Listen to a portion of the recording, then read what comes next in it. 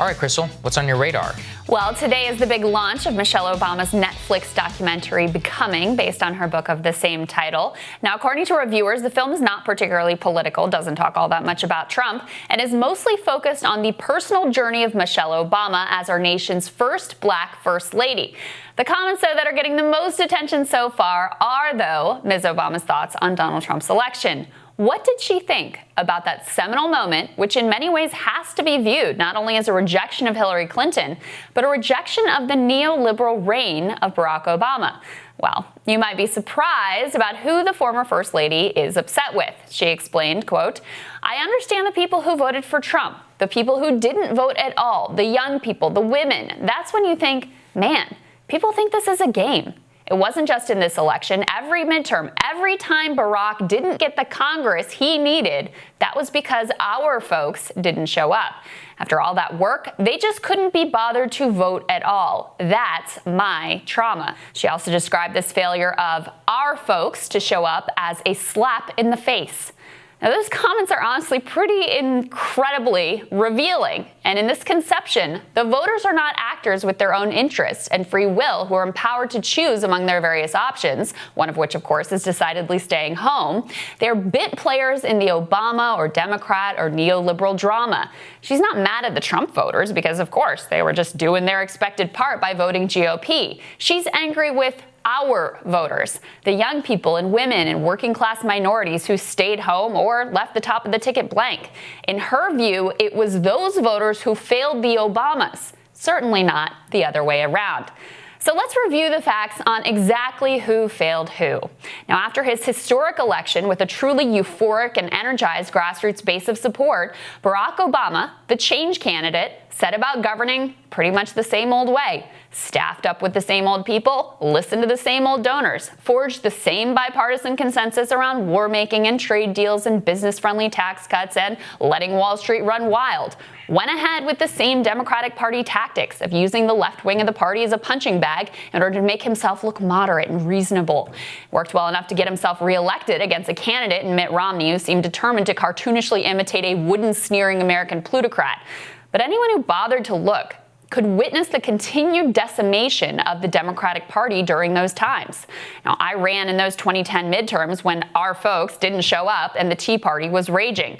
It wasn't just the Congress that Democrats lost, however. Over the course of Obama's 8 years in office, nearly 1,000 state legislative seats were lost. The number of trifectas, which are states in which Republicans controlled both houses and the governor's mansion, reached near historic heights. We lost the Senate, and then finally, even though we went with Obama's hand-picked successor, we lost the White House to Donald frickin' Trump. Now, there are a lot of things to say about that chain of events. We've said some of them here on this show. A lot of failures which led to that particular sequence. But to look at all of that and draw from it that the citizens failed, that the citizens thought this was all a game and outrageously declined to show up when the Obamas commanded them to, is frankly outlandish. Do you really think that the folks who are struggling with their gig jobs and still can't afford health care, afford rent, or to get married, or who watched all their wealth go down the drain in the housing collapse, do you think that to them this is a game? I honestly don't mean to come down just on Michelle here, because honestly, what bothers me most about it isn't one bad take from a woman who of course loves her husband and can't fathom why any of the groups who first lifted him to office may have grown less enraptured over time.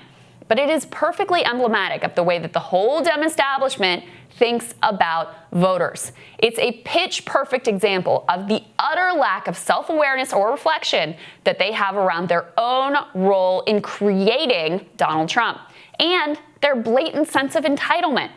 Let me just state this plainly. The voters did not fail. You all did.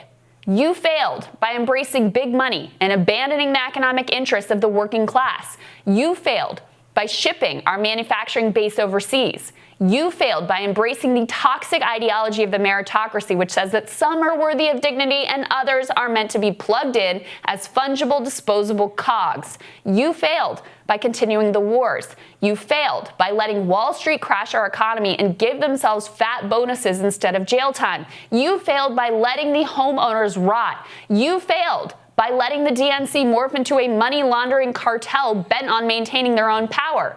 And maybe most of all, you failed by looking down your nose at the poor, stupid voters and imperiously demanding that they vote for you because at least you're not the Republicans. Let me be clear. The Obamas did not change the direction of the Democratic Party. They just stayed the course.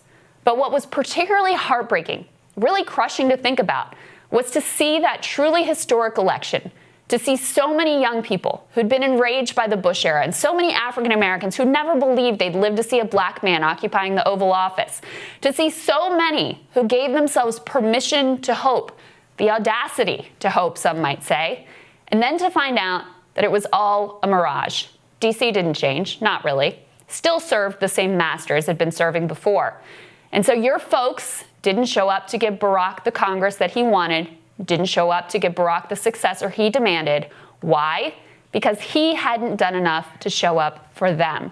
And that is our trauma. Those comments to me, when I saw them, I was like, wow, that is revealing. You ask me, let's ask Michelle, who is it really all a game for? The voters who have everyday interests of their lives at stake, or the person who's printing $60 million off of a book deal about becoming in a Netflix deal and producing all of these documentaries and is going all around the world selling out stadium tours to become like a fashion cultural icon? I want to know, and living in Martha's Vineyard, drinking fancy wine with the former working class champion president. I want to know who the actual game, who's playing a real game here, because I think it's actually quite clear. Hanging out with Richard Branson on his private island. In this game? Who has the actual stake in this game? It's you, and it's their moneyed class interests. I mean, that is ultimately what this whole thing is about, and you're so right, which is like, I don't blame the Trump voters. It's like, well, some of them, actually the people who put him into office are the people who voted for your husband and then voted for Donald Trump. That tells you everything you need to know about what exactly happened here during your husband and the Democratic establishment's administration. And as you also point to, Obama was always good at making sure he was taken care of, at him, his election, and all of that. Yeah. In terms of playing the game here in D.C. and lifting up, people who are part of his coalition and all that, he was terrible. He was notorious for not actually liking politics all that much. The rest of the party got destroyed. The rest of the party got absolutely gutted during his term. Wiped out during all of rural America. And again, there was never an ounce of self-reflection. It was always on the voters. It was never on Obama and the administration. And like you see, he would just point at like Kevin Cantor or at Eric Cantor and John Boehner and be like, no, it's always their fault. And some of it was their fault. But then they ended up getting into these ridiculous fights in which neither side really won. This is the crazy thing. If you look at it, 2012, he was a change candidate running in 2012, essentially. Yeah. He did such a bad job of managing the economy and lifting us out of the recession that if anybody who had any sort of Trumpian instincts and not Mitt Romney and Paul Ryan had run against him, I think he would have handedly lost. Because already at that time, you saw the inklings of what was going to happen in the upper Midwest and throughout the Midwest there, of people who were like, hey, this bailout didn't work for me. You're like, my factory, gone. Everything's in China. And at that point, it was clear 3 years in, it ain't coming. There's no cash coming my way. And that's what the last 4 years of the Obama administration were. Well, and again, I don't want to be too harsh with Michelle because this is her husband you're talking. Like, you have blinders. I get it, right? What this is so emblematic, though, of the way that the entire Democratic Party thinks about voters. And you see it now playing out with the approach to people who are like, I'm not sure that Joe Biden's my guy. You know, it's like, oh my God, how dare you? Like, it's on the voter to show up for you rather than for you to convince the voter that it's worth their time to show up and vote and cast their ballot for you. I see this throughout the entire Democratic Party and also throughout the media, frankly. But even if you think about from like a, sort of hashtag resistance lens, right? You have to be disappointed with how Barack Obama has conducted himself during the Trump era. He is the most beloved figure in the Democratic Party. Right. He does have, when he speaks, people really listen. And the Democratic Party has essentially been like leaderless during the Trump era. There hasn't been that galvanizing voice to say, look, this is the attack we need to level against Donald Trump. This is how we're going to frame it. This is the approach we're going to take. He's just been absent. Yeah. And so even from that perspective of like a liberal resistance, like MSNBC be like, let's just go out and get after Trump every day. You have to be disappointed that he hasn't been willing to engage in this fight, which is in a lot of ways an existential fight, which is going to very much set the direction for the next decades to come in America. And as was the case during his tenure in office, he's never been willing to sort of get his hands dirty. It's always about keeping his reputation clean and pure and not getting down in the muck and mud of politics. That's why people think he's such a noble person because he doesn't get involved. He's above the fray. No, he wants to keep his approval rating high so him and his wife can sell more books and produce more Netflix documentaries